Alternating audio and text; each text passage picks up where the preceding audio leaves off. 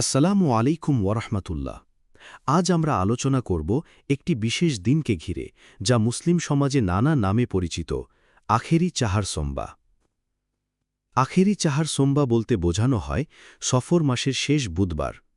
প্রচলিত একটি ধারণা আছে যে এদিনেই রাসূলুল্লাহ সাল্লাল্লাহু আলাইহি ওয়াসাল্লাম তার শেষ অসুস্থতা থেকে আরোগ্য লাভ করে মসজিদে গিয়ে সাহাবীদের সঙ্গে নামাজ আদায় করেছিলেন।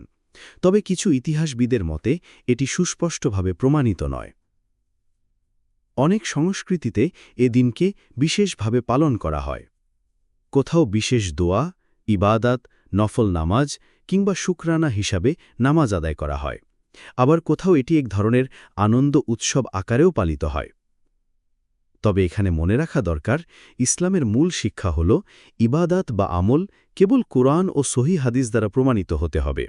নবী করিম সাল্লাল্লাহু আলাইহি ওয়াসাল্লাম বা সাহাবীগণ এ দিনকে কোনো বিশেষ আমলের দিন হিসেবে নির্ধারণ করেননি। তাই এ নিয়ে বাড়াবাড়ি না করে আমাদের উচিত সাধারণ দিনের মতোই আল্লাহ ইবাদাতে মনোযোগী থাকা। অবশ্যই কোরআন তিলাওয়াত, নফল নামাজ, দোয়া ও জিকির প্রতিদিনই করা যায়। এগুলো কোনো নির্দিষ্ট দিনে সীমাবদ্ধ নয়। সংক্ষেপে বলা যায়, আখেরি চাহার সোমবা ইতিহাসে একটি আলোচিত দিন হলেও ইসলামী শরীয়তের দৃষ্টিতে এর জন্য কোনো বিশেষ আমল নির্ধারিত নেই।